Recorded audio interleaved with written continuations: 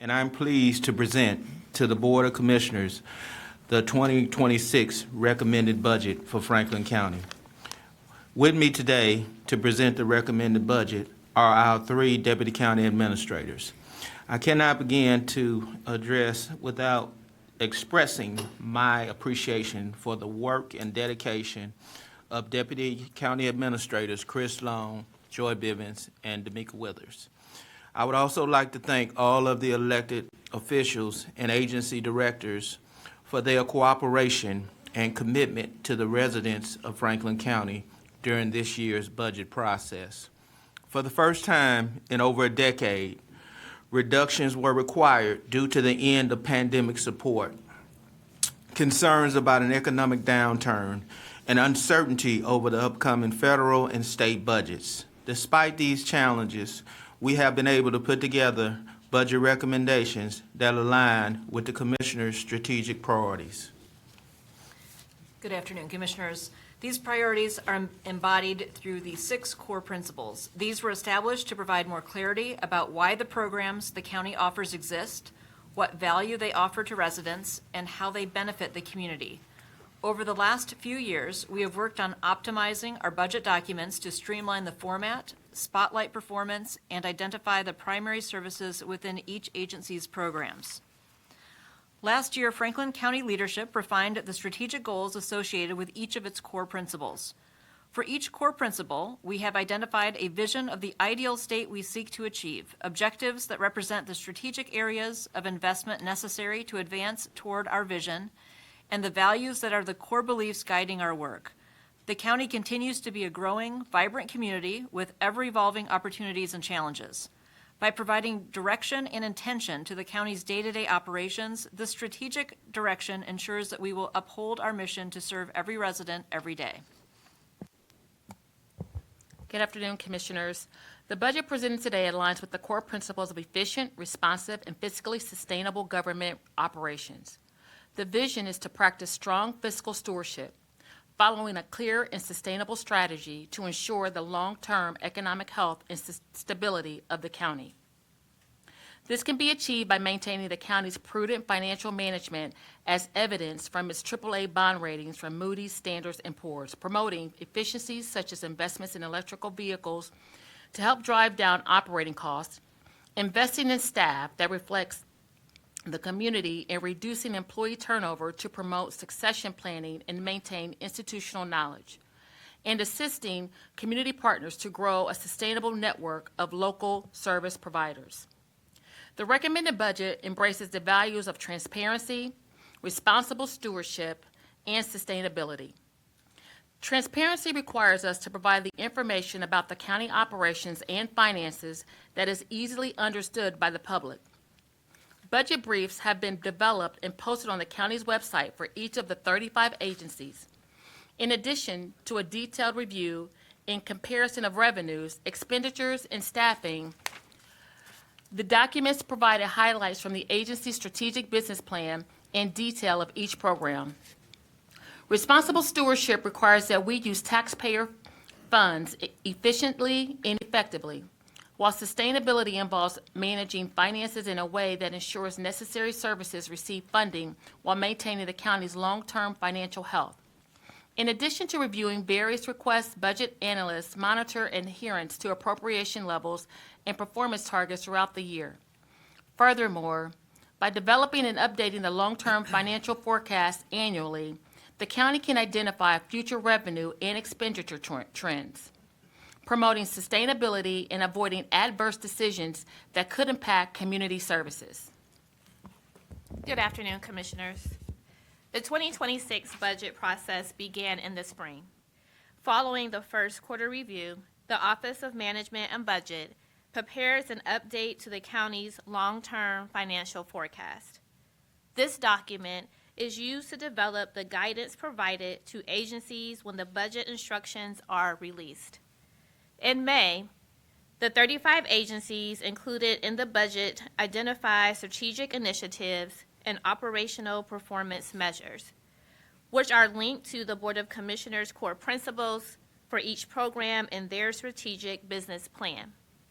At the same time, agencies and OMB staff review baseline payroll information for the upcoming year. Throughout the summer, agencies submit their budget requests for review.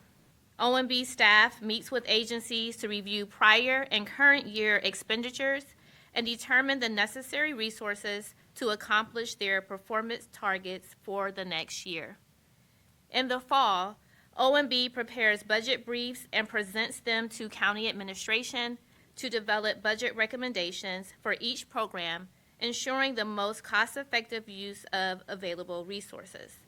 This culminates in the recommended budget totaling $2.2 billion being presented to you today.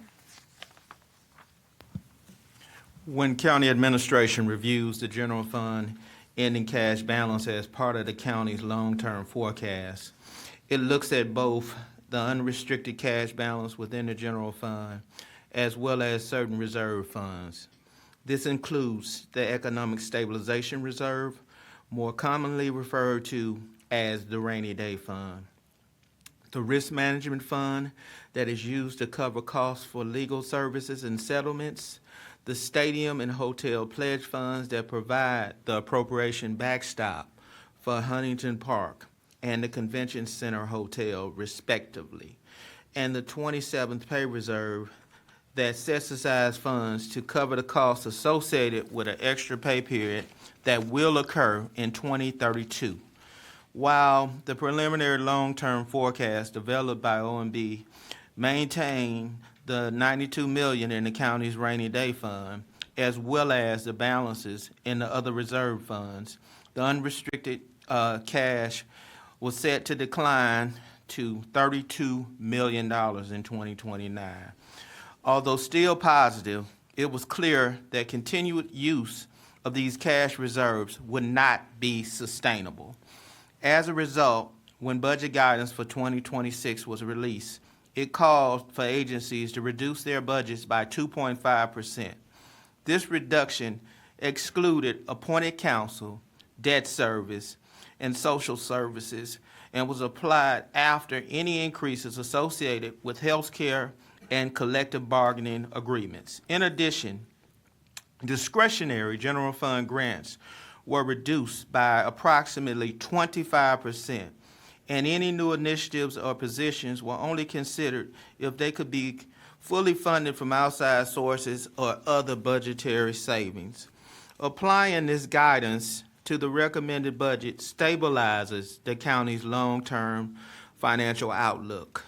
The 2026 budget maintains the cash in line with median levels of other rated AAA counties by Moody's and Standard & Poor's within the projected county's general fund ending cash balance at 34% of expenditures. The general fund is the primary operating fund for the county and encompasses all revenues unless they are specifically required to be accounted for in another fund. General fund revenue in the 2026 recommended budget is expected to be $676 million, which is $12 million or 2% less than the amount projected to be received in 2025. The most significant portion of general fund revenue is the sales tax, which accounts for 64% of the total. While sales tax collections at the beginning of the year were below projections, revenues have rebounded over the summer, with revenue coming in 4.8% higher than last year through October. Unfortunately, this level of growth is expected to decline over the next year to 2.4% based on Moody's Analytics forecast for retail sales. As a result, the 2026 recommended budget expects collections of $431 million. While sales tax receipts are expected to increase, investment earnings are expected to be negatively impacted by the Federal Reserve lowering rates and the expenditure of the remaining one-time federal assistance from the pandemic. Investment earnings are expected to decrease from $50 million projected in 2025 to $47 million in the 2026 recommended budget. Real estate tax collections in 2025 were relatively flat from the prior year at $73 million. Based on the amounts provided by the County Budget Commission, the 2026 recommended budget estimates real estate tax collections will increase slightly to $74 million. Intergovernmental revenue includes $28 million for reimbursement from the State Public Defender's Office. The state biennial budget for fiscal years 2026 and 2027, as outlined in House Bill 96, allowed the State Public Defender's Office to set the initial reimbursement rate effective July of this year at 82%. For the 2026 recommended budget, county agencies and the courts agreed that it would be prudent to budget for an 80% reimbursement rate based on historical fluctuations. Intergovernmental revenue also includes $18 million from the State Local Government Fund and $9.5 million for the county's share of casino tax revenue. In both cases, these revenue sources are expected to remain relatively flat. The 2026 recommended budget contains $687 million in general fund appropriations, which is $25 million or 3.5% less than the 2025 projected expenditures. A majority of the general fund budget is related to personnel costs, with $294 million allocated for salaries and wages and $127 million for fringe benefits. The next largest category is materials and services, covering 21% of the general fund budget. This category includes $32 million associated with the jail medical contract, $13 million for appointed counsel, $11 million for maintenance and repair, and $9 million for utilities at the county's facilities. The 2026 recommended budget includes $47 million in grant expenditures, representing a decrease of more than 25% from last year. It includes $24 million for community partnerships, $8 million for economic development and planning, $8 million for the Office of Economic Engagement and Community Development, and $4 million for the Veterans Service Commission.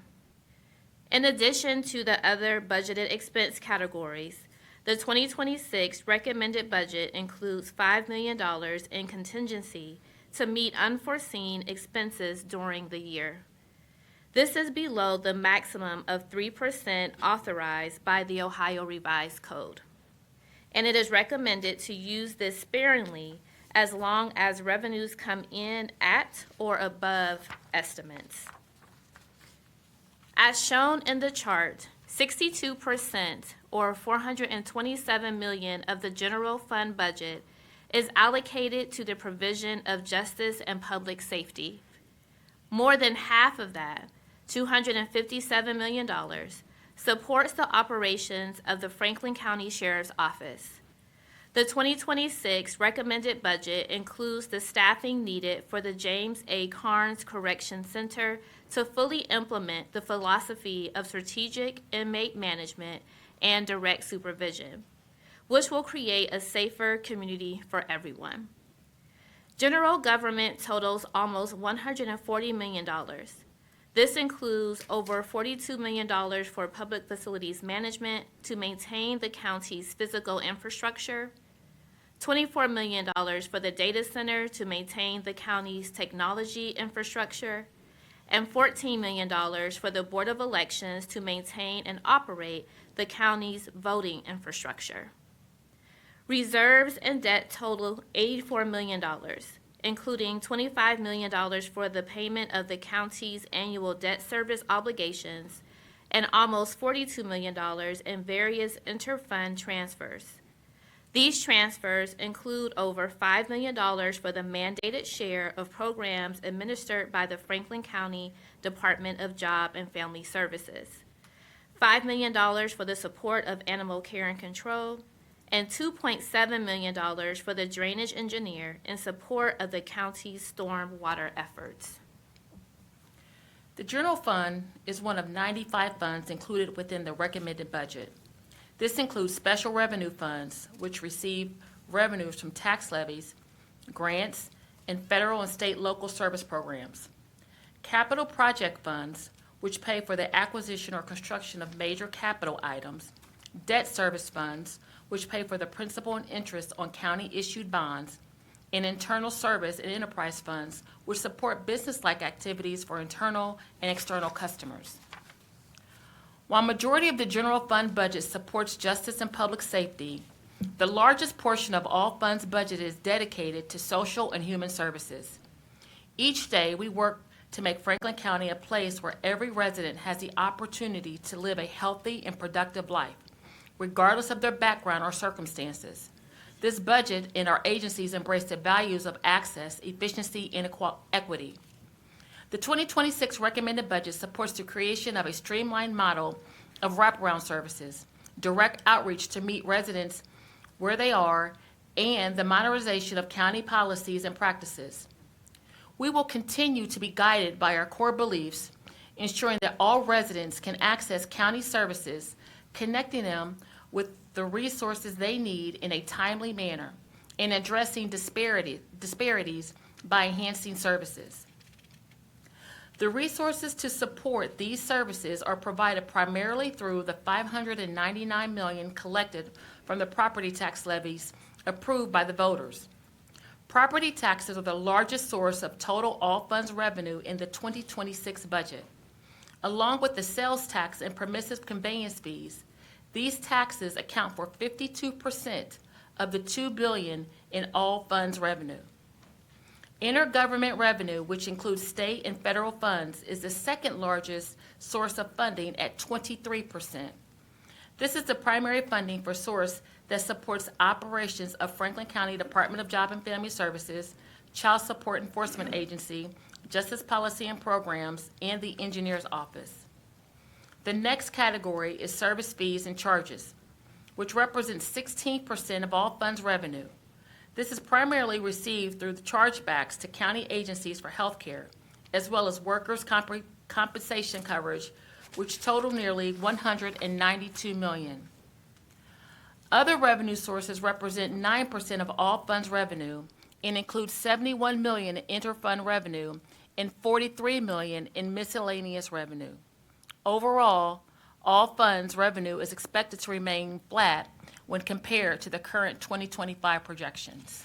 9 agencies fall primarily within supportive health and human services, totaling $919 million of the all funds budget.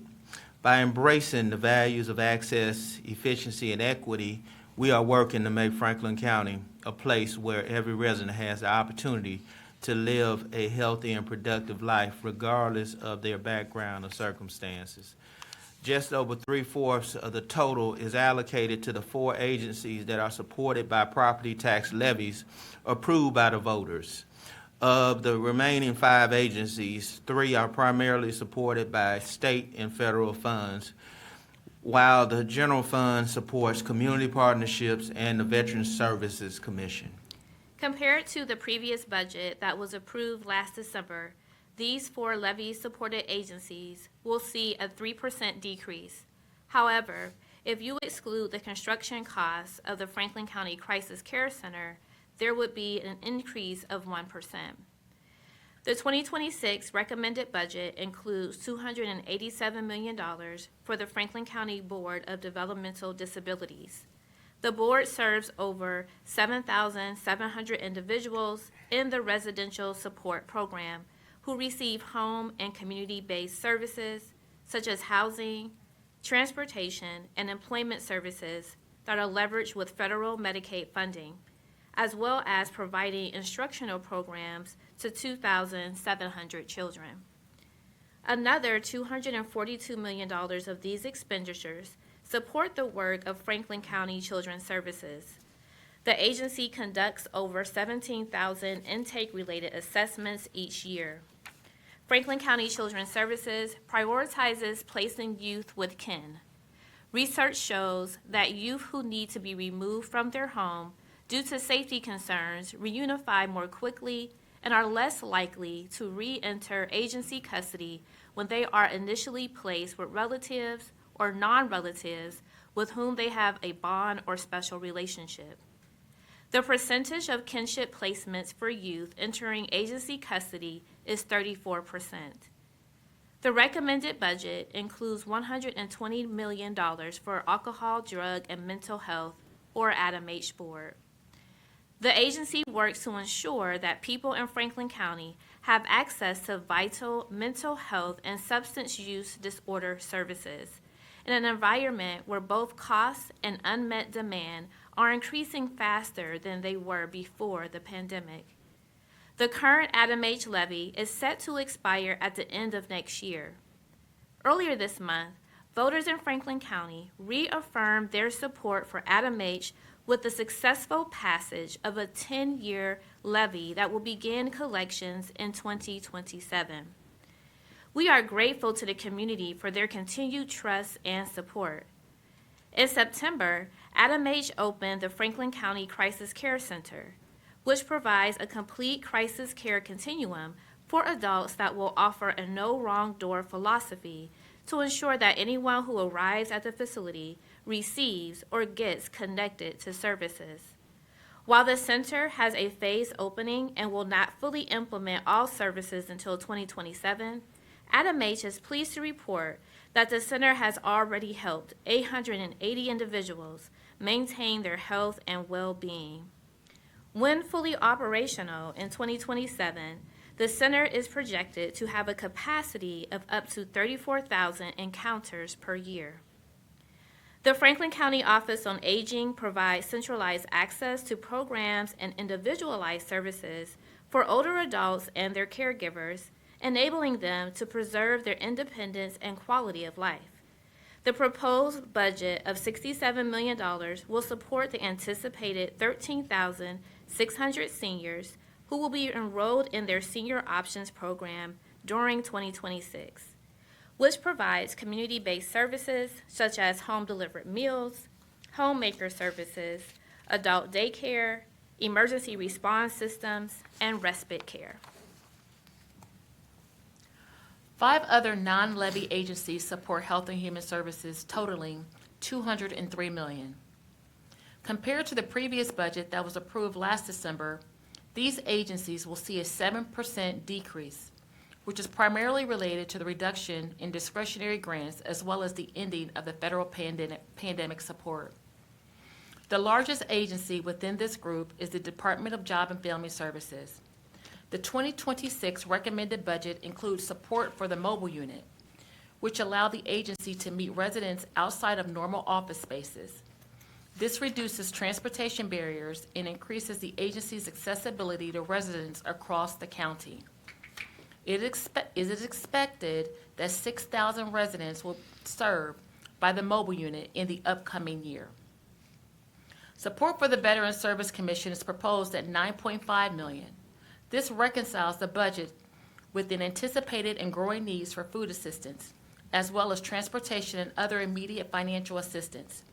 The Veterans Service Commission provides food assistance to veterans and their family members who are at below 185% of the federal poverty level, as well as offers holiday meal cards for those at or below 250% of the federal poverty guidelines. 13 agencies fall primarily under the core principle of community safety, security, and effective justice, totaling over $485 million of all funds budget. By embracing the values of respect, fairness, and trust, we work every day to make Franklin County a place where every resident feels safe, protected, and supported by a justice system that is fair and it is invested in good outcomes for the community. Over half of the 2026 recommended budget in this core principle is allocated to the Sheriff's Office, with an all-fund budget of $261 million. Included within this budget is $32 million for the provision of complete health services and electronic health record system for inmate and medical care. As the Sheriff's Office has been able to add staff over the last couple of years to support the operations of the James A. Carnes Correction Center, it is expected that the overtime costs will decrease. The 2026 recommended budget includes $7.8 million in the general revenue for overtime, or $300,000 per pay period. These costs will be monitored regularly by the Office of Management and Budget and any variances will be reconciled on a quarterly basis. The 2026 recommended budget includes funding for 5 different courts, along with the clerk of courts and the municipal court clerk, totaling $143 million. This represents a 2% increase over the prior budget, which is primarily due to increased healthcare costs in 2026, as well as the impact of the 2025 non-bargaining increase. The 2026 recommended budget includes $13 million for appointed counsel expenses across the courts, various specialty dockets, along with continued support for the Probate Court Resource Center, which helps residents with small estate or guardianship matters. In 2025, the Common Pleas Court created a reentry pilot program to address the needs of offenders released from prison. Next year, the court will assess the success of the program to determine whether to pursue certification from the Ohio Supreme Court to create an official specialized docket for reentry. Within domestic court, one of its goals for the upcoming year is to enhance access to justice for residents without legal representation. In 2026, the court is implementing a virtual help desk project that streamlines form preparation, thus expediting court proceedings and reducing errors. By reducing the administrative burden on court staff, resources can be allocated more efficiently to other court functions. 5 other agencies outside of the court support community safety, security, and effective justice. The recommended budget for these entities totals just over $80 million, which is a 6% increase from the prior year. Similar to the courts, a significant amount of the year-over-year growth is primarily attributed to the increase in healthcare costs and the impact of the 2025 non-bargaining increase. Additionally, the Public Defender's Office includes costs associated with the collective bargaining agreement with its attorneys, which was approved during the current year. The 2026 recommended budget includes continuation of funding for the 4 additional attorneys in the Prosecuting Attorney's Office for the Discovery Unit, which streamlines communication, standardizes evidence submission, and implements best practices to increase integrity and transparency, as well as greater trust in the criminal justice system. The next core principle that we will highlight is efficient, responsive, and fiscally sustainable government operations. 9 agencies fall primarily within this core principle, totaling $582 million. This represents a decrease of nearly 16% from the budget approved last year. While most agencies will see a decrease or remain flat, Human Resources will see an increase of 14%, which is primarily attributed to employee health and wellness expenditures. Based on the actuarial analysis of the county's health improvement plan, the composite rate charged to employees and county agencies will increase by 13%. To mitigate this increase, a premium holiday will be included in the first pay in January, reducing the annual increase to 8%, in line with the county's long-term forecast projection. The largest agency under this core principle is the Board of Commissioners at just under $211 million. Approximately 3.5% of this amount supports the operations of the Commissioners, County Administration, OMB, Public Affairs, the Clerk's Office, Community Appointments, and Government Affairs. The remaining $203 million includes the budget for various reserves, pledge funds, and debt service. Most of the decrease from last year's budget is related to the ending of federal support that was provided during the COVID-19 pandemic. In recent years, the county has been able to maintain its general fund cash balance with the help of federal support. Beginning with the CARES Act in 2020 and the subsequent support provided by the American Rescue Plan, the county received nearly $430 million in direct federal support. This includes $8 million from the Federal Emergency Management Agency, $76 million from the Coronavirus Relief Fund authorized by the CARES Act, $89 million through the Emergency Rental Assistance Program, and $256 million from the Coronavirus Local Fiscal Recovery Fund through the American Rescue Plan. Through the end of 2025, the county will have fully utilized all of this funding. providing rental, food, employment, and other assistance throughout the community, including support for our employees who deliver county services to our residents. The county is currently working through the closeout of the Emergency Rental Assistance Program, which required expenditures to be made by September 30th of 2025.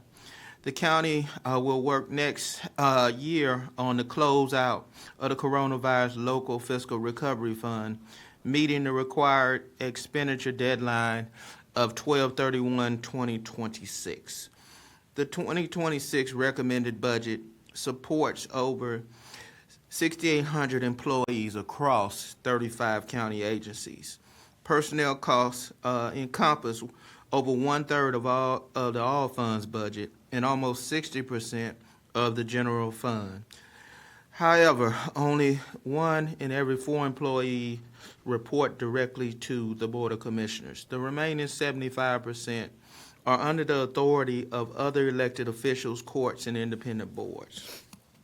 In order to continue investing in our employees, the 2026 recommended budget includes a reserve within the general fund for non-bargaining pay increases, the equivalent of 3% of budgeted payroll.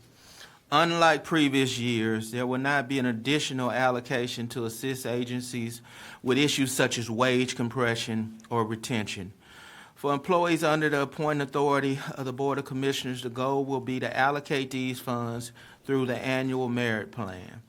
For Board of Commissioner employees, we will continue making investments in employee development programs such as Forward Franklin County for entry-level staff to develop core leadership skills, BOLD for higher-level staff to focus on belonging, opportunity, leadership, and development, and the LIFT program, which provides coaching, assessments, and access to a variety of resources and tools for employees in leadership positions.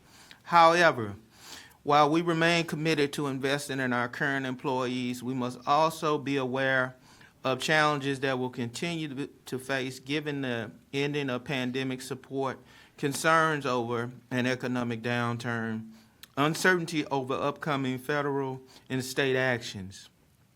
As a result, county administration is recommending a process of controlled hiring for Board of Commissioner agencies. Under this process, agencies must provide justification prior to posting any position.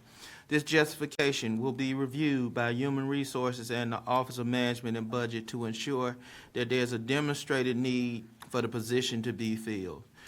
For those agencies under the appointing authority of other elected officials, the courts and independent boards, we ask that they follow suit in the upcoming year. By taking these actions, we can better position the county for the long term. As the more we save now, we will be able to mitigate the need for future reductions. The county will continue to face fiscal challenges and uncertainties going into the 2027 budget. With increased administrative cost share for the Department of Job and Family Services to various internal capital needs related to both current and new facilities. These words from the late Dr. Martin Luther King Jr. are fitting for the times we are in today. If you can't fly, then run. If you can't run, then walk. If you can't walk, then crawl. But whatever you do, you have to continue to move forward. Despite the challenges we face, we will continue to move forward by following the vision and actions of the Board of Commissioners. By following our core principles, the 2026 recommended budget will enable us to maintain the county's strong fiscal position while providing innovative programming that allows all residents to share in the community's progress and growth. Perseverance and the continued dedication to our employees, to every resident every day, will keep this county strong. Before concluding, special acknowledgement goes to Zach Telerik and his team at the Office of Management and Budget for their assistance in developing the 2026 budget recommendations. Additional discussion on the budget has been scheduled for December the 4th at the Commissioners' briefing and on December 9th, prior to the approval of the annual budget resolution. Summary documents for revenues and expenditures for the general fund and all funds budget by agency, as well as individual budget briefs for each of the 35 agencies, have been posted on the county's website. County administration looks forward to working with the Board of Commissioners as it deliberates and takes final action on the 2026 budget. Again, we are looking forward, not backwards. We don't want the word backwards anywhere in the employee handbook. We don't even think that way. We respectfully present the 2026 recommended budget, and we welcome any questions. Thank you so much for that overview and presentation. Really appreciate it. Thank you to Zach and your team and administration for the months of preparation you've been doing with the county agencies to be able to present the 2026 recommended budget. Before I ask questions, I will open up to my colleagues for their questions. Thank you, Madam President, and I too want to join you in the chorus of acknowledgments for the work that it takes the administration to put together a budget. This is no easy task. You've been working at it for months, and yeah, there's a process, but it's a lot of work. And so thank you for the work that you've put in to this document and allowing for the opportunity to peel back the layers and make sure that we're getting it right by the public's eyes. Let me just start by saying that, there's a saying that goes, show me your budget and I'll show you your values. And so this process is designed for the Board of Commissioners to sort of massage and adjust what we believe to be the values of this institution, Franklin County. It's not a perfect document. We are not a perfect organization, but we strive to do the best that we can for the residents that reside in our boundaries. That being said, while the acknowledgments of your hard work and whatnot, it's time to kind of dig into some of these layers and questions. And I want to say to all the agency heads out there, I want to just say, don't be discouraged by the line of questioning, whether it comes your way and it appears to be something we're digging in on. It's really just our way of being a collective mind to come together with a document that's kind of like a blueprint for the coming year. It doesn't mean that it's fixed and set that way. It just means that that's how we've aligned the resources to deliver. And so, Madam President, all my little words there, if I could just go on in, unless O'Grady, you want to do some opening remarks? Do you want to? No. Go ahead. And I'll jump in with the questions. If you don't, Madam President, I appreciate all the work, not only that administration has put in, but Director Telerik and his staff, all the work that you guys have put in.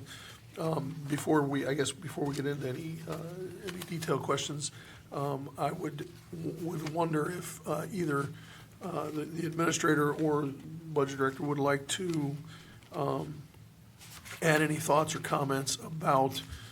There was plenty to say in your comments about the impact of the economy and the federal budget. Wonder if there's any thoughts or comments about the impact of the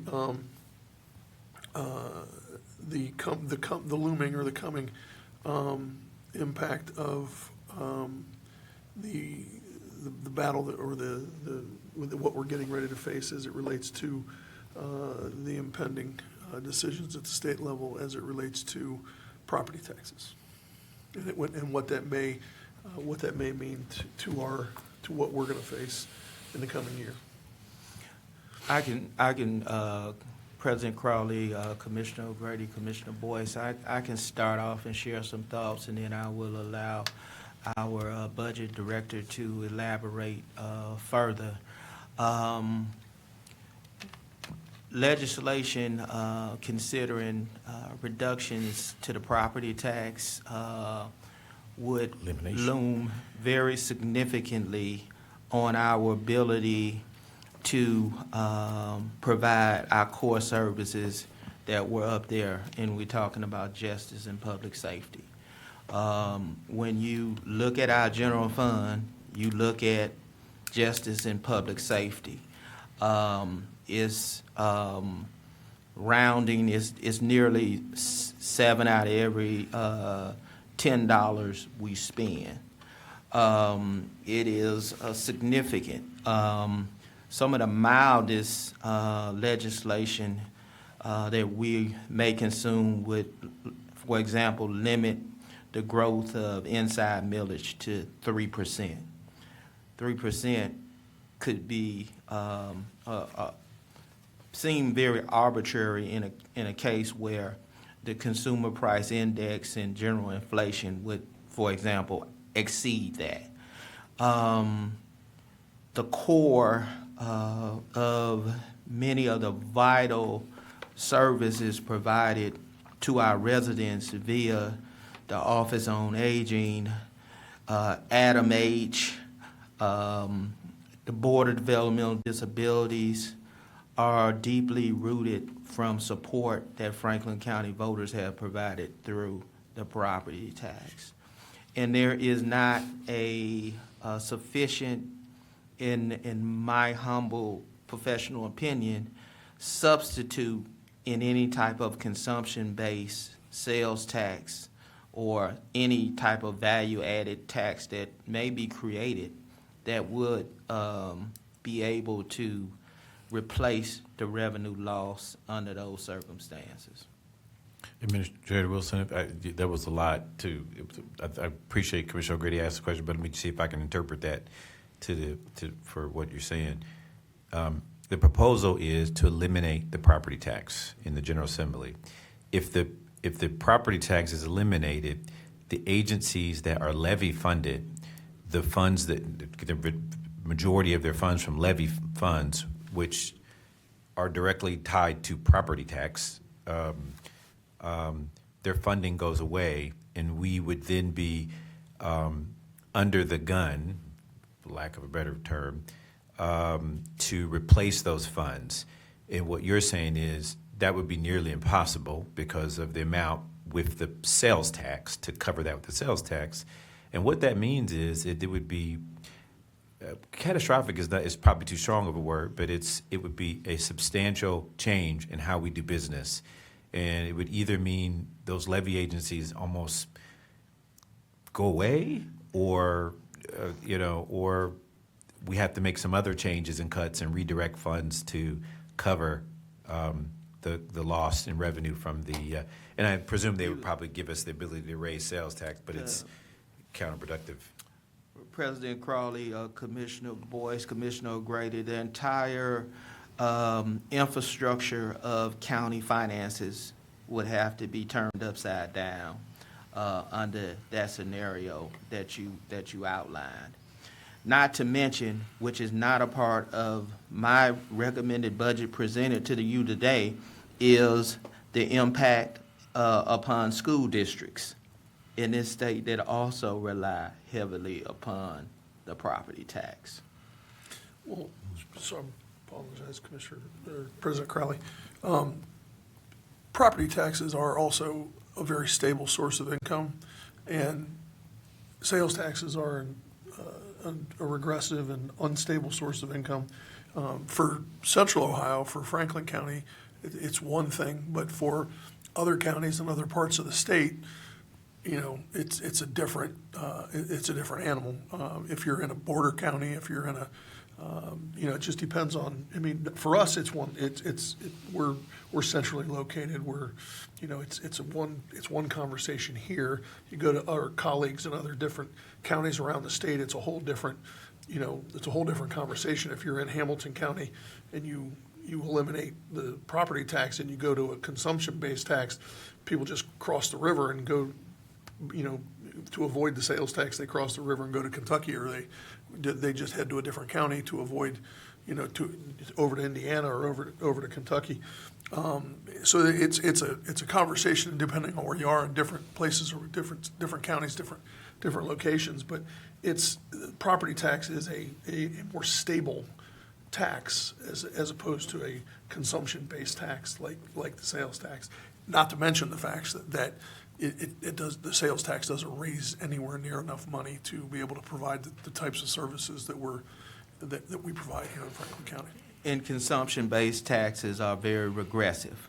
Yeah. They tax those at a disproportionate amount that can least afford it. That's right. And our neighbors that receive services from our property tax levies are, in many cases, vulnerable individuals that could not be able to provide funds under user fees per se for the services that they receive each day here in Franklin County. That's right. Sorry, I didn't, No, I think that was a great setup, Madam President.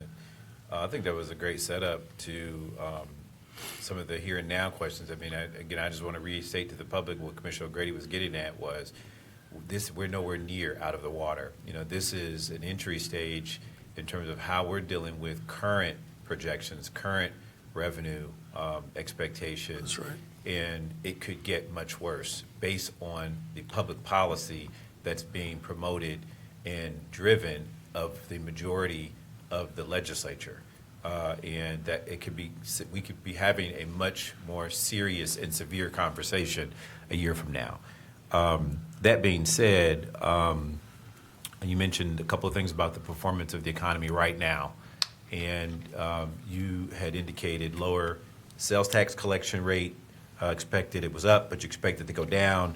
You also indicated that the rate cuts that the feds have announced this year, they've had 3 this year? 3 rate cuts this year? 2 rate cuts this year, potentially more next year. I mean, they seem to be on a thing. And so I'm just kind of talking to the public. When you hear rate cut and you think interest rates are going down, it's a double-edged sword. And so that also means less revenue for your government entities who invest in those government instruments. They go down. And so now you're talking about less revenue for the government, and that has to be made up somewhere. It's made up through cuts. It's made up through changes, and that it ultimately is services and impact.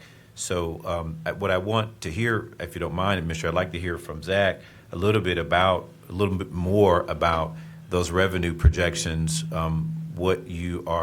why the reduction from 4% to 2%, something like that. I don't remember what you said, but it was something like that.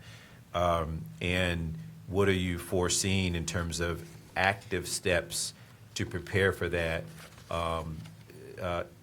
not just current cuts, but kind of, if that plays out, what is the game plan of, and everything else stays equal, what is the game plan? I think, as you said, Commissioner, the sales tax increase the rate of increase is expected to decline from 4.8 to 2.4%, so roughly half of what the increase was this year. Again, we get that information from Moody's Analytics. They provide us county-level detail on retail sales, and that's what we've historically. I'm sorry, in a typical year, what is the rate generally projected at? Over recent years, it's kind of varied, especially during the pandemic. We were at times seeing 8 to 10% growth, especially after the Wayfair decision with the online sales capturing. But the last couple of years, it has been around that 4 to 5% range. Okay. And so, like I said, that will impact on the revenue side. On the investment earnings side, we're down about 5% is the projected going into 2026. Here again, the county treasurer's office and working with the county's investment advisor have been preparing for these anticipated rate cuts, extending the portfolio, the time to maturity. So they've locked in a lot of the higher rates so that over the next few years, that even if rates continue to decline, we won't see as significant decreases in the next 2 to 3 years because they've locked down the rates based on what's currently in the portfolio. So from a positive stand, while longer term that will have impact past 2028, in the short term we'll be insulated from that based on decisions that the Treasurer's Office has made. And then, Madam President, then I'll pause for a second. But on the, so I know we are taking from rainy day fund, or not rainy day funds, from reserves this year. How much? And then if I heard the administrator correctly, we are not doing anything with the rainy day fund itself. It'll stay at 92 million. 2 million. But we are taking from the reserves, and what does that look like? And what's the implication of that on our rate? I know you said we're at this sort of baseline that keeps it, but maybe talk a little bit more about that. So on a budgetary basis, we're looking at about $11 million draw of those reserves to balance the budget for this year. That would still keep us, about $110 million in terms of unrestricted cash. The one item that we note is usually the county spends about 98% of its general fund budget. So if you assume that 2% of the budget goes unspent, that would be roughly 13 to 14 million. So if it was a normal year, we would expect that even though on paper it looks like there'd be a deficit, we would expect to be break even at this time next year. Having borrowed $11 million from the reserve fund. Potentially, like you said, but not usually, since agencies can't go above their appropriation level, there's usually some difference between what's budgeted and what's actually spent, and that's usually about a 2% gap. And that has been consistent, even for the last, both during the pandemic, before and after. Okay.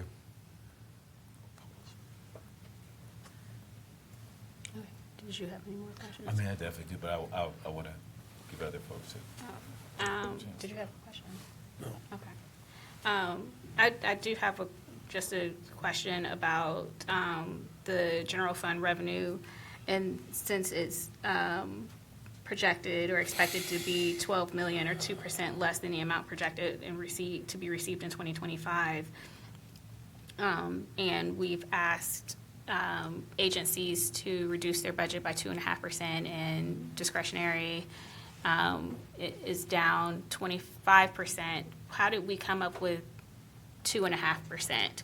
Was that based off of history and what was done before? How do you know that that's appropriate?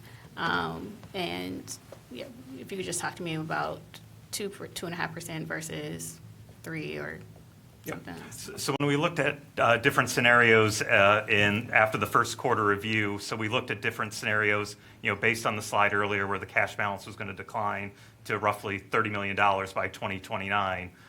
We looked at different scenarios of, impact if there was a 1% cut, a 2%, 5%. The 2.5% number was the percentage that kind of let things stabilize, between 26 and 29, so that roughly the cash balance would stay within about a $10 million range, from the out years, just again, kind of taking a little bit now, as we anticipate growth in payroll, healthcare, CPI inflation for our materials.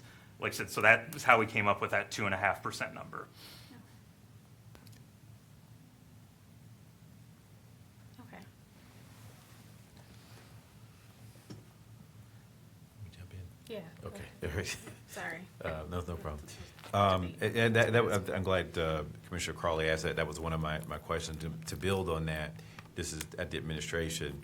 So when you go to an agency administrator and you say, all right, we're going to cut 2.5% across the board, how do the agencies, or how are they directed to prioritize that? I mean, inevitably, D.C. Bivens was talking about a lot of the human services that people rely on to get through tough times and are that sort of catch basin for those who are most in need. But obviously, they're going to be taking a cut. There are services embedded that will take a cut in some of these. How do you prioritize, in terms of your recommendations to the BOC, what is cut, what makes it in the budget, and what we can talk about? President Crowley, Commissioner Boyce, Commissioner O'Grady, what really drives that is look at the things that an agency is mandated by statute to do and direct the funding that's provided towards those items and look wherever discretion is allowed and look to make reductions in discretionary areas. Also, make use of the process that the agency goes through with the Office of Management and Budget, looking at the performance of programs and investing in those things that bring the highest return in looking at reducing expenditures in areas where improvement is necessary. So and then looking at any vacancies that currently exist and not filling positions where vacancies exist and bringing about savings there.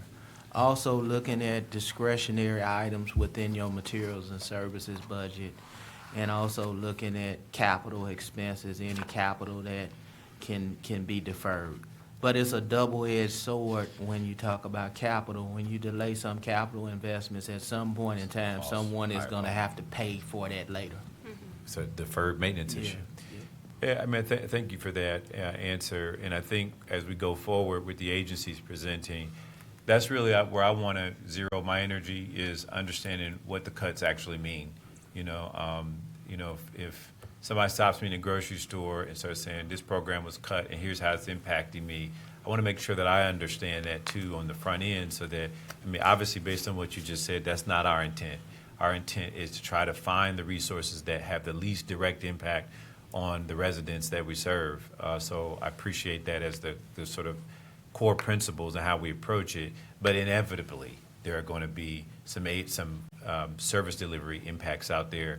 And that's where I want, as the agencies are coming forward, I'd like your directors to be proactive in upfront about where the areas that might be impacted the most and where they directly touch people, where we might feel that and see that, and just look closely, just so we're aware. Sounds like you've gotten to the core of that layer of stuff that's in that budget that doesn't necessarily touch people directly. But sometimes even when you cut materials and things, there's an impact directly to service delivery to people. And depending on the agency, materials and services are more resident direct. I think about the tough decisions that have been made currently within the Office on Aging regarding those programs for our seniors. Having you all had to make the tough call to follow county administration's recommendation and not allow continual growth in those vital programs in order to preserve the life of the senior options levy, to prepare us for the renewal and having the sufficient cash available to continue those programs. But things can, as administrator, I have to realize that things could always be even tougher than they are right now.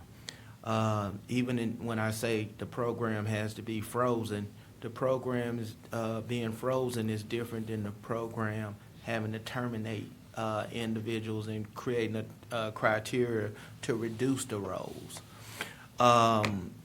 When we look at Job and Family Services and we look at the funding there, you all provide funding over and above the mandated share to preserve our staffing so that we have lower error rates, because that's another sword that's coming our way as it relates to error rates in our SNAP program, which this address spoke to. At some point within this fiscal year, it hasn't been determined, but there's estimates of $7.5 million that the county may have to absorb in additional administrative expenses. Also, when we talk about federal legislation, HR 1 that has received more, a lot of attention as to how it's going to impact county government. The National Association of Counties did a study that determined that legislation, if not changed, it would represent over a 10-year period a $1 trillion shift from the federal government to local governments.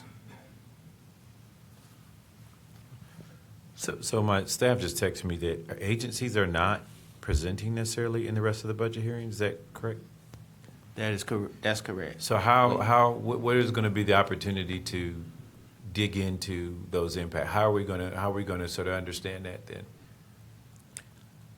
In the remaining hearings we can present any of the agencies that you all identify that we want to do a deep dive into. And we also are available for any resident input, because that information has all been made available online. All of the budgets, all of the information, all of the agencies can pull that information down.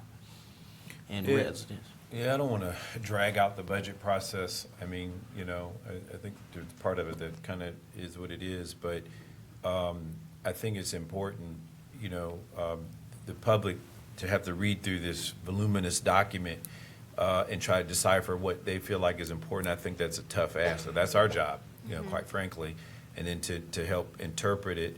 So I do want to encourage. You're right. We may not need every agency to present as we had in the past. I would agree with that.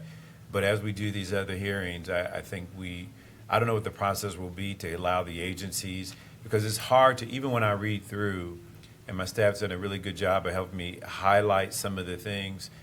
It's better when we can discuss sort of what the actual impact is, so that doesn't mean we don't agree or make changes. It just means we all understand what we're getting into and what it means. You had some really interesting statistics in here in the presentation about rental assistance, et cetera, all those things. And I think, as we get into what we know is going to be at least a level economy, we'll say, if we can even hope for that, the people will be having that same kind of impacts, not just the county and government that's experiencing that. People will experience that too. And so let's be thoughtful about the part where we get the directors or how we do these. I trust your leadership on it, but I do want the agencies to be available so that as questions come up, we can really peel back the layers and have a real conversation. I would agree. I think it's important for us to, as the residents would expect us to ask questions and dig in deeper and get more detail on how these agencies will be affected, how services will be affected. I think it is, to Commissioner Boyce's point, our job to ask those questions and make it easier for the residents to understand what we're doing as county government. But because you all have been having the conversations with the agencies, we haven't. And so, I know that, like, for instance, D'Amica presented and said, compared to the previous budget that was approved last December, for levy-supported agencies will see a 3% decrease. However, if you exclude the construction costs, the crisis center, there would be an increase of 1%. I would like to understand that a little bit more, but then also want to understand what's happening. I'll just use Adam H., for instance.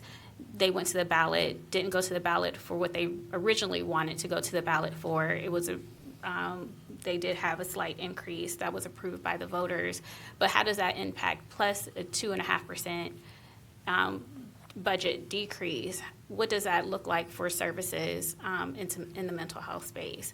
I mean, I don't know if that's one agency that can come before us, but I mean, it's important for us to understand how they will still provide services, how they're going to perform operationally, understanding that they didn't get all the things that they asked for, and then have a decrease in their budget on top of that. So there are some things related to Adam H. that wasn't in the address that I'm reading Zach's mind, my budget director. I'm going to allow him to touch on that.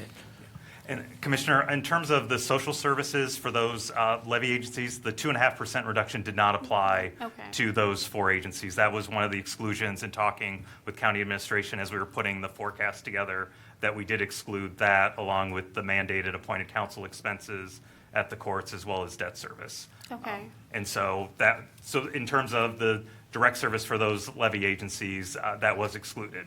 Okay, perfect. But even for, if we just keep with Adam H. and them not going to the ballot for what they originally asked for, even though they do have a slight increase of what, $17 or something like that, is what was approved by, Yes, so, and then that actually will not be in collection until 2027. So that will, and in terms of working through the process with the Human Services Levy Review Committee, we did look at what their initial ask was, and made sure that the amount that was recommended to you would, meet the criteria of fully opening the crisis care center. It did exclude some of their additional expansion that I think, knowing the concerns in terms of the cost of living, that I think the committee had recommended that slightly lower millage. right. So, and if we even go off of putting the levy aside, how are they for 2026 going to be able to, how are they prioritizing services? Obviously, the crisis center is open now. Are they cutting back on services in other areas and focusing more on the crisis center? Those are, how does that impact their budget for 2026? Those are just questions that I would, if they were presenting, would be asking how they're prioritizing.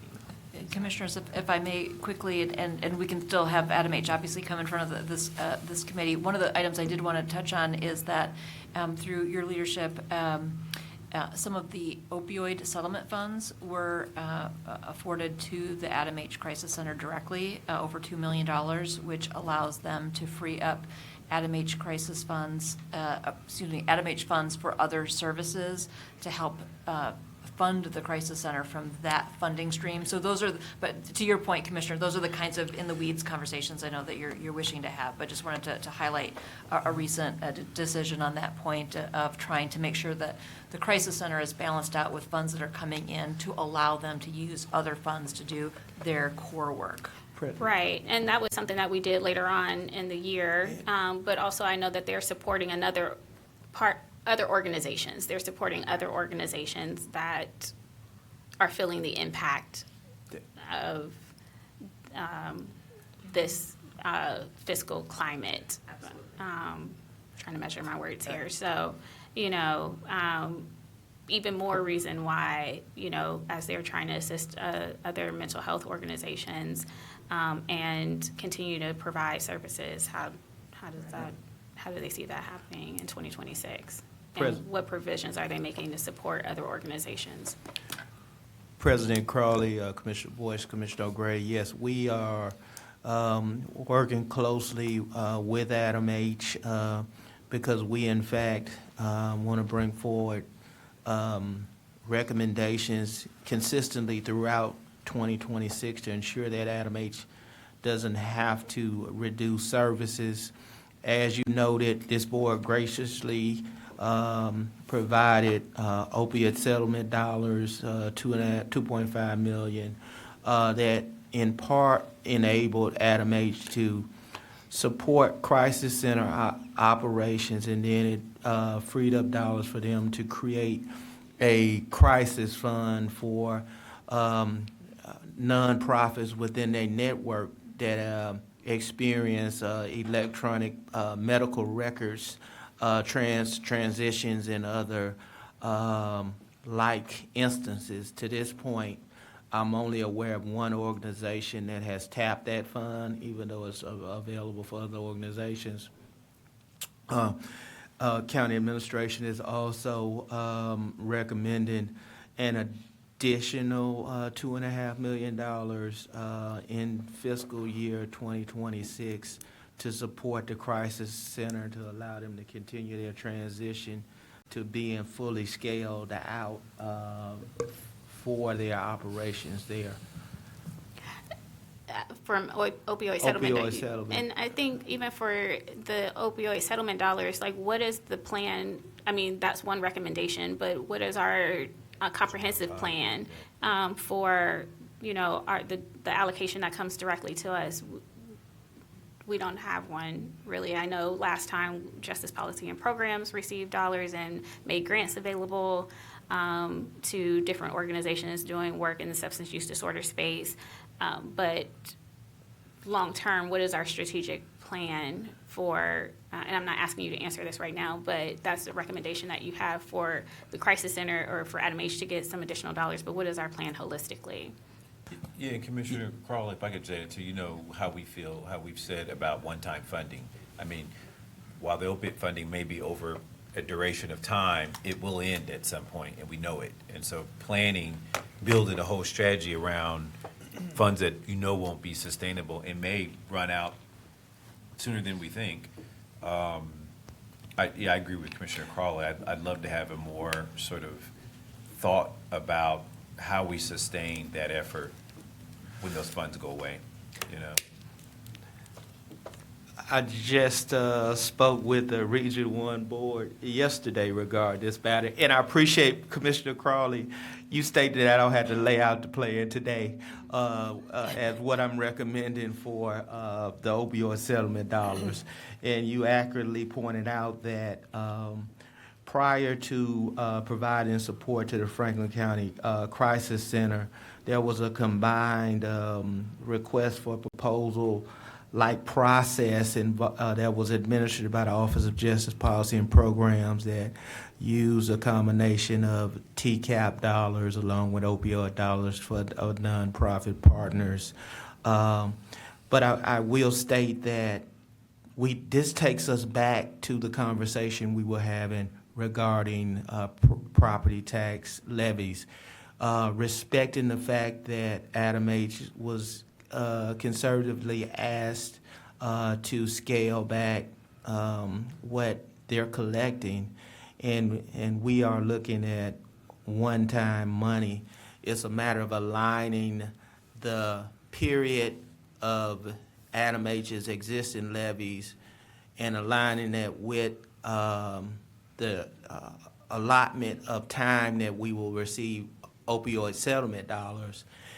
When those things come to a confluence and the opioid settlement dollars are done, we likely will be at a point where we would need to ask the voters of Franklin County for more dollars to support the crisis care center if there's not changes, like we don't bring in more dollars in Medicaid and other outside sources. The reality is we're going to need to ask voters for additional dollars to support the crisis care center, because I have every reason to believe that it will be a success, and we will see, when we evaluate that operation, we will, as a county, see better outcomes as it relates with how we handle individuals in mental health crisis, meaning fewer jail admissions, meaning fewer hospital admissions, and costs to the greater healthcare system at large here within the county. When it comes to, and I was using Adam H as an example, but to the point about having a comprehensive plan for our opioid settlement dollars, I believe that Adam H also received dollars from One Ohio. Isn't that correct? Outside of what we provided them,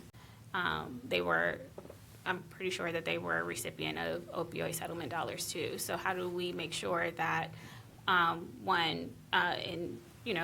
even with our process for justice policy and programs, providing grants to organizations, because those dollars are limited and they come in on different times, how are we making sure that, one, we're not duplicating efforts, we're being more efficient with our dollars, making sure that organizations that are receiving directly from the One Ohio Board isn't also getting direct dollars from us? Like, what is that plan as well? So whenever you present your recommendations for the settlement dollars, if you could address that. Yeah, President Crawley, Commissioner Boyce, Commissioner O'Grady, the way things are structured now, you are correct. The Region 1 Board, which includes the city of Columbus and Franklin County, because of our size, we're one of 19 regions.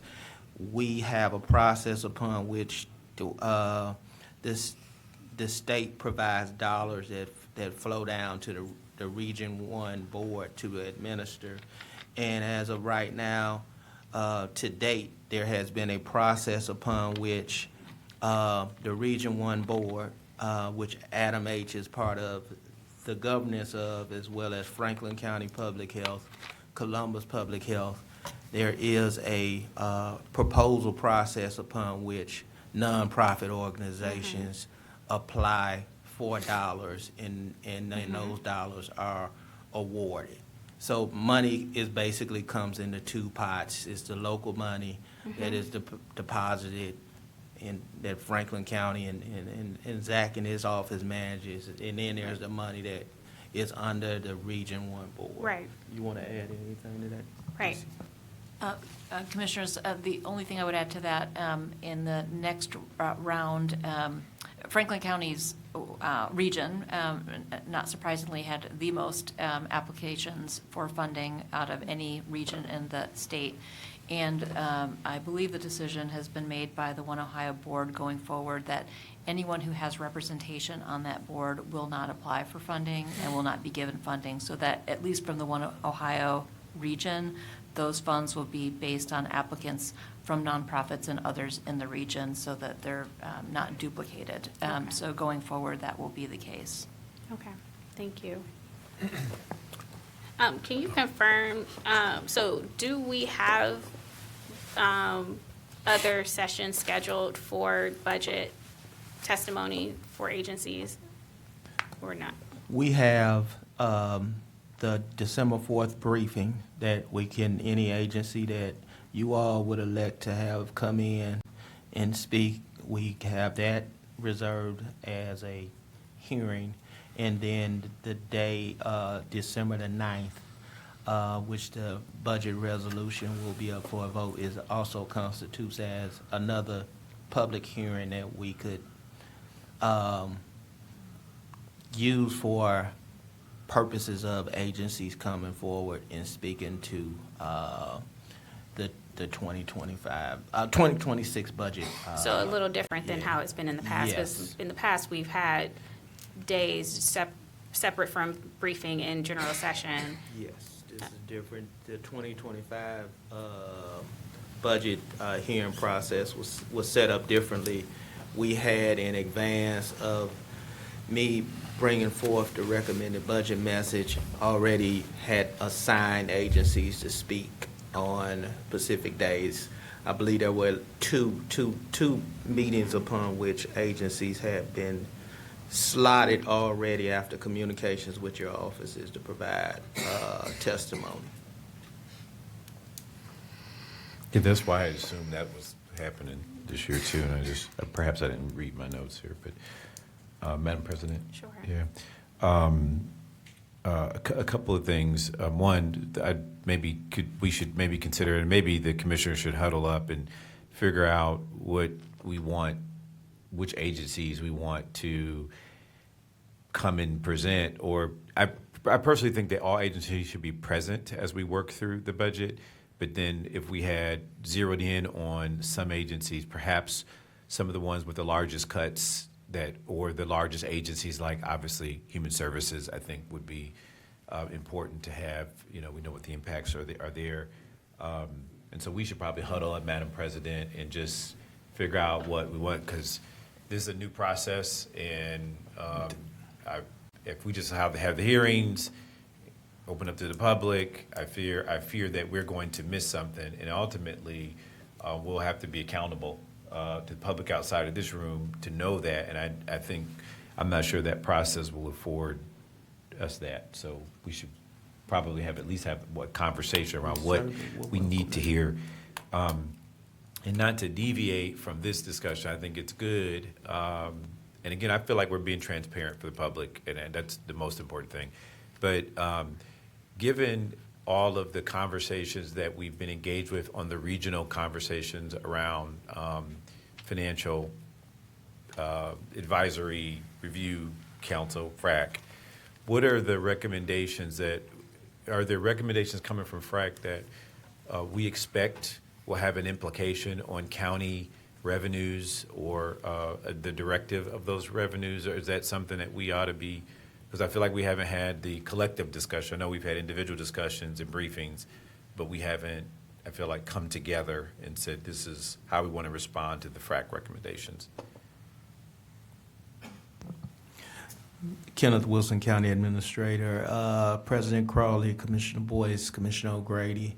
I expect FRAC recommendations to come out early in 2026, and I do have reason to believe that there will be recommendations that wouldn't impact the structural integrity of the recommended budget being presented to you today, but it could in fact afford decisions that you all can make under your discretionary authority that would create additional revenues to expand upon what is presented here today. If that makes sense, to address these additional voids that we could not bring forward today because we're dealing with the dollars that we have reason to believe that we're going to collect with the revenues today. And I'm going to quote Commissioner Kevin L. Boyce for the third time today I've heard it. As county administrator, I have not been directed to the print press in the basement that makes money up. So I'm presenting to you, Joey knows where it is. Director Business knows where it is. For the listening public, we do not have a printing machine. I promise you. I looked for it. It does not exist. We've all looked for it. Does not exist. Okay. Yeah. Well, the FRAC is a very frustrating conversation to me. I'll say. Because there's a whole bunch of people that are meeting to have conversations about what they believe, dollars that they believe should be spent. And no one person, no one group gets to decide what happens with those dollars, but they all believe that they should. And I know I've made it very clear what I think ought to happen to everybody that will listen. But I feel like I'm talking in a vacuum. And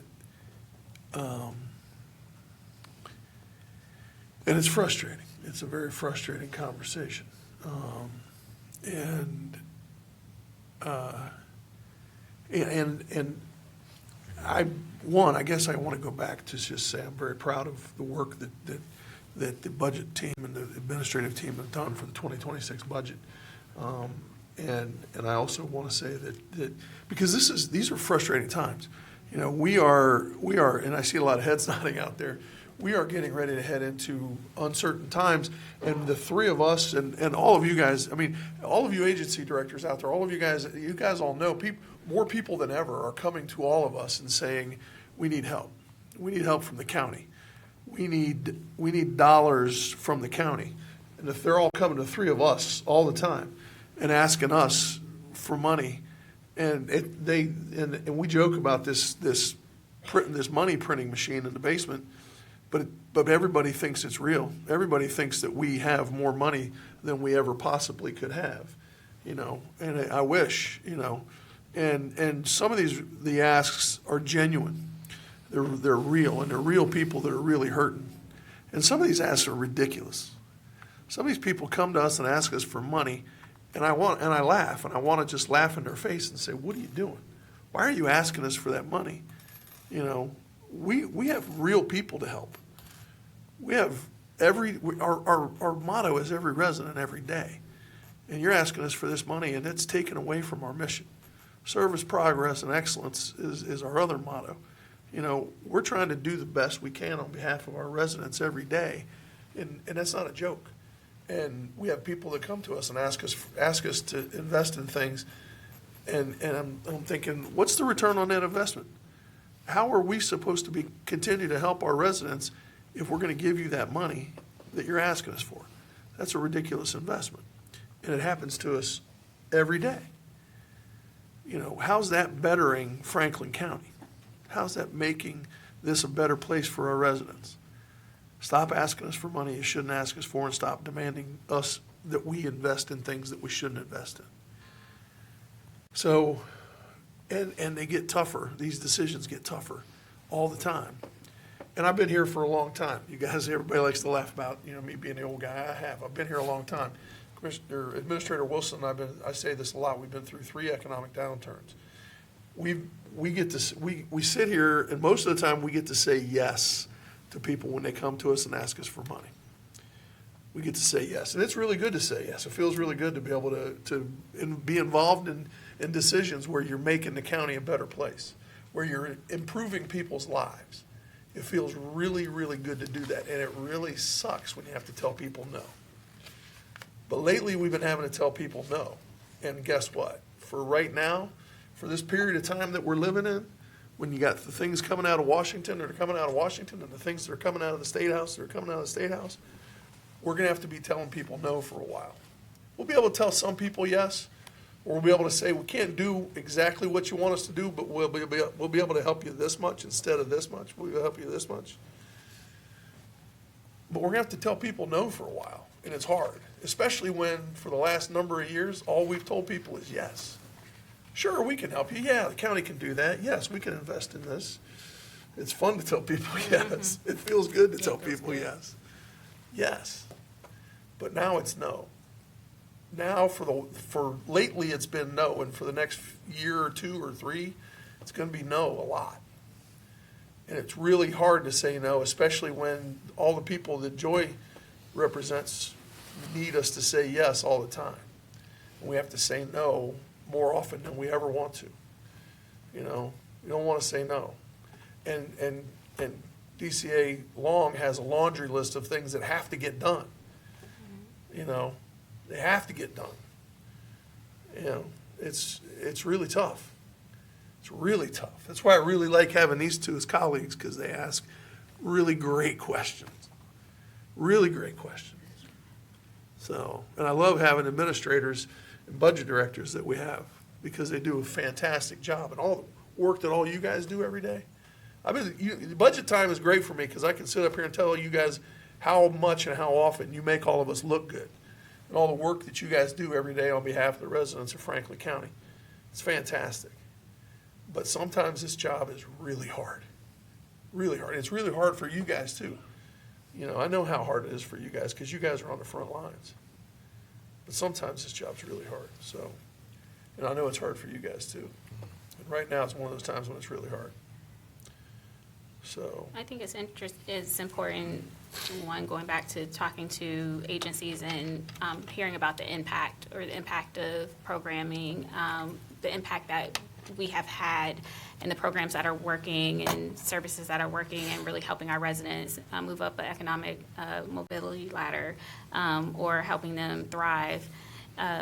It's important to have those conversations now as we're going through the budget, but all throughout the year, because those are the programs that we probably need to say yes to, and the ones that aren't having an impact or just have gotten or feel like they can come and ask because they've asked before and we've said yes, that it will still be a yes, even though they're not seeing the impact or not getting the results or the outcomes that we're looking for.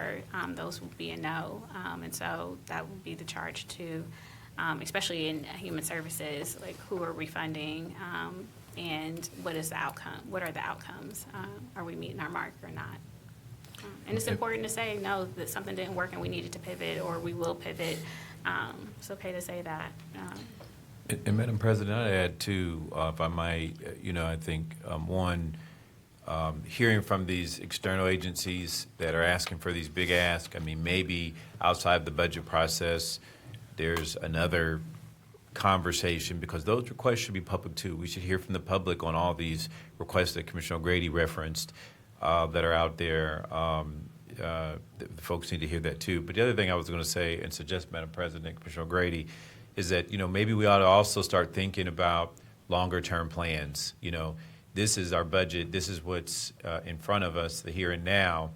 And oftentimes, the administration can give us a few years of projections and sort of anticipate. But maybe we ought to think of this budget process a little more long term. And so if there are things that we can't do today, but we think have value and importance for the bigger conversation of Central Ohio, maybe we project them out into 4 years from now or 3 years from now. And some of these asks that are out, these external asks, they're so large and colossal and will take years to do.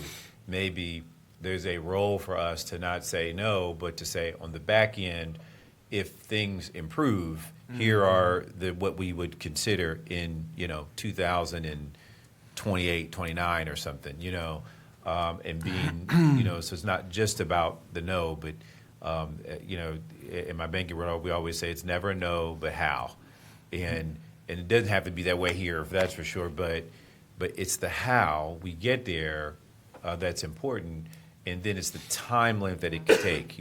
Some of these projects that are being asked, they ain't gonna get off the ground in the next 18 months, given the economy and whatnot.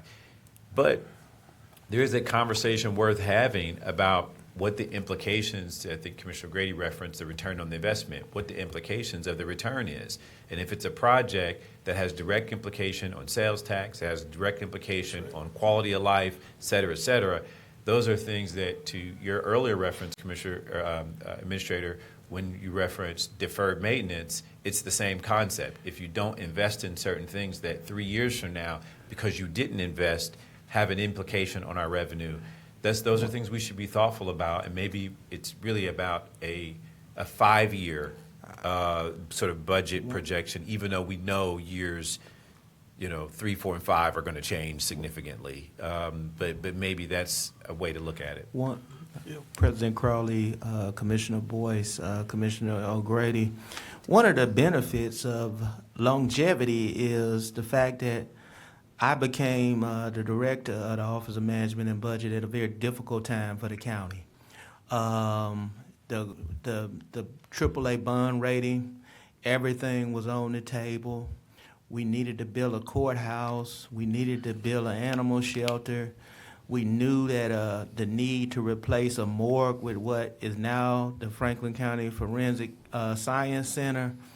All these things were needed. And one of my charges that I was given by the then county administrator was to build a 5-year financial forecast to try to ensure that history didn't repeat itself, and to build a 5-year to 10-year capital plan, which at the time we didn't have that in place. And we use that document now as we present the tax budget each July. Zach sits down and look at what our cash balance is going to be projecting out 5 years. But President Crawley, Commissioner Boyce, Commissioner O'Grady, you bring an excellent point. There are some additional elements we need to build into that, because we've been very aggressive, rightfully so, trying to use the conveyance fee receipts, for example, to create as many affordable housing units as we possibly can. In many of these projects, we are looking at commitments to a number of years in advance, sort of building all of those things. And as we commit to some of these external projects, looking at how much room we have in our 5-year capital plan. And when we present to, Moody's and rating agencies, we refresh those documents and present those documents. So I also think that we can always look to improve. One of the things during the budget process this year, I enjoyed the fact that we had an administrative session where we just specifically looked at the budget and talked about a lot of the things that was presented here today. And I'm recommending that we continue to do that. You guys breed continuous improvement by challenging us to think in a more innovative fashion as we look at these things. I'm going to allow DCA Bivens. She's been on the button, so I'm going to pass. Before you go, I think even as you look at, I would love to see a 5-year forecast and what that looks like. But as you present that, like, what are you know, I'm sure you do a SWOT analysis and look at, you know, the strengths, weaknesses, opportunity, and threats with all of that. But I think that's why even for us, as we look at a 5-year forecast, 3 or 5-year forecast, what are our, you know, we have our core principles, but what are our strategic objectives? What are we working towards? What is the North Star? I think that's important as you bring this forecast to us. Oh, I'm sorry. President Crowley, Commissioner O'Grady, Commissioner Boyce, one thing that has been that North Star since, at least for me, is since 2018 has been poverty and trying to kill it, even though that's a big thing to say. But under the board's leadership, the Rise Together Poverty Blueprint has become something that has defined us in this community. Each Tuesday, all the resolutions during there that you pass in the HHS space and aging in other areas and community partnerships point to those 13 goals and 120 action steps. I think you all should deserve all the credit in the world for focusing this administration on reducing poverty and creating a better climate as it relates to economic mobility and a focus on equity. You all own that issue, in my opinion, humbly, and I'm just the servant leader that gets to be a part of it. There's been a lot of work there, but you're right. It's about carrying out the strategic objectives of the board. You know, those 6 that we talk about, and as Commissioner O'Grady pointed, service excellence and progress, and opportunity is screaming for a place at the table. Yeah. Thank you. But so when you think about reducing poverty, I mean, so by what? I mean, we want to get it to a 0%, but until then, we have seen a reduction in poverty by how much percent? You know, or each year we're going to reduce it by 10%, 15, 25%. Like, what has been the goal that we've been working towards? Even though it's eradicating it altogether, I mean, what realistically I'm asking a rhetorical question, but that's what I'm saying. Like, what are our strategic objectives, and how do we get there by trying to eliminate poverty by what percent over the course of years? I think we need to, that sounds like Rise 2.0. We can get to work on that as to how we set some objective figures around that. You know, we talk about, you know, education, youth, housing, and health, but how do we, and infant mortality comes to mind. What percentages we're trying to achieve when we talk about economic mobility, objectively setting goals around that. So, or how many people we've talked about it at our retreat before, you know, looking at Medicaid numbers. How many people have come off of Medicaid or come off of food assistance? Like, I mean, how are we tracking these numbers? How many people are we getting going from? I know the men's unit is working with men to go from no income to income, or moving up, you know, an economic ladder. Like, those are the things in which we can tangibly look at how we are impacting, you use poverty, for example, but impacting poverty. And those are the things that I would be looking for as we move forward and addressing those through the budget. thank you. We will do that. Thank you, Commissioners. Just really quick, because I wanted to make sure that I mention this, because Commissioner O'Grady, you mentioned, you know, real people are hurting. And I've asked the team at JFS, I asked them they pulled a subset of SNAP residents and their incomes based on their family size. And I just want to lift this up in the room, particularly for our empty chairs. A family of 3 on SNAP makes between $1,600 to $2,200 a month. And so that's anywhere between $10.40 to high end of $13.75. So the average daily benefit per household, well, monthly benefit would be $575, but average daily, that's $6.30 per person. And then, benefit per meal is $2.12. And so what does that mean? We know that people are not making enough. And there's some big buckets that I think even outside of the county commissioners, collectively, and I hope it's, FRAC or the private community, to have some real conversations as it relates to housing and as it relates to childcare. If you're making $13.75, so we know it's $22 or $23 an hour just for a two-bedroom apartment, you're never going to catch up. And so, with our comprehensive plan, I know that you all do the hairy-on-this effort on what can be done, but there's some voices outside of this room, based on these wages, I don't know, and what's on ahead of us federally, I don't know how we continue to take people off based on some of the numbers that we're looking at projecting. I mean, I think this is a very good discussion. I mean, obviously, we can't solve all this during the budget process, but I will say, it's always been about, RISE has always been about economic mobility, about putting people in a position to sustain their own lifestyle and to be able to fend for themselves. It was about equipping them with the resources to be there. And it's a conversation, and it's time for us to reignite the 2.0. RISE 2.0 is probably timely. And we've got some tough decisions to make around that relationship. But that being said, I think it's a good tee up. The last thing I'll say, Madam President, is, again, I think to focus on the agencies with the largest cuts to come and be part of the public hearing, Human Services, and maybe some of the levy agencies, maybe not, because that's kind of a fixed situation.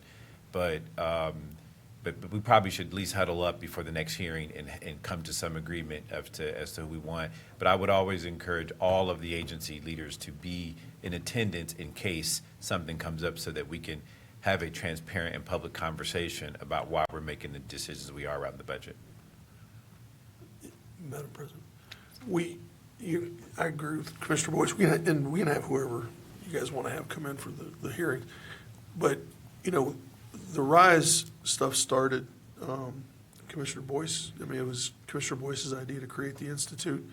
The whole conversation started because there was a woman who runs one of the nonprofits in my office, and we were talking about the poverty rate based on the fact that, there was so much growth going on in the community. And we had so many people that were working 2 and 3 jobs at the time. We had, the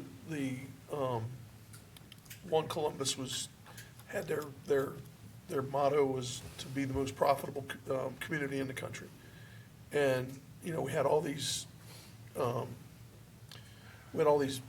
orange barrels everywhere, and cranes in the sky everywhere, and everybody was talking about how much growth was going on in Columbus, but our poverty rate was too high. And we had all these people that were working 2 and 3 jobs. And so we decided to own the issue. I talked to Commissioner Boyce about it and Commissioner Brown at the time, and we decided we were going to own the issue of poverty because nobody else was talking about it. I thought, well, we're the ones who That's what we do. It's what we do. We're the ones who serve the community in this space.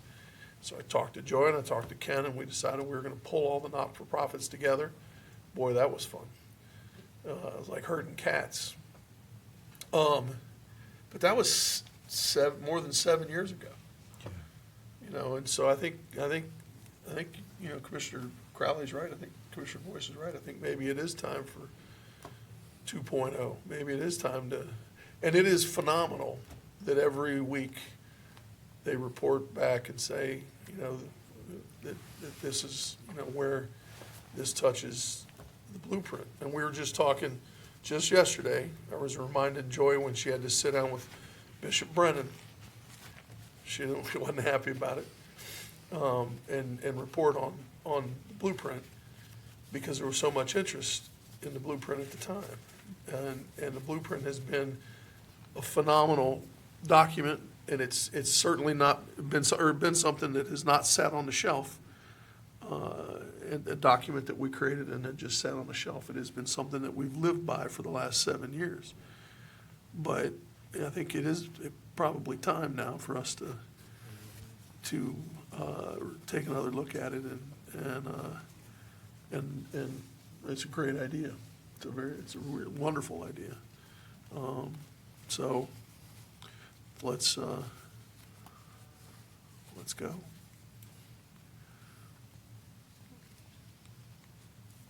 So next steps, we'll see which agencies, and then that briefing, we'll discuss it at briefing. Is that what, Yes, the plan? yes, December Okay. 4th would be the first where we would collectively decide which agencies we want to bring in. We've got we should have every director behind us if they were in here at some point. So we'll just see whom we want to bring in and have the conversations around what their charge is for the upcoming year and how they're going to make the most of the appropriations that they will have to service every resident every day. So we'll target the 4th for that first conversation, and we're planning to use that briefing for that purpose Okay. for the budget when it comes up, along with the rest of our agenda. But that's going to be probably immaterial compared to the hallmark document for the upcoming year, and that's the budget. Okay. All right. Well, thank you. Thank you. Yep. Thank you all.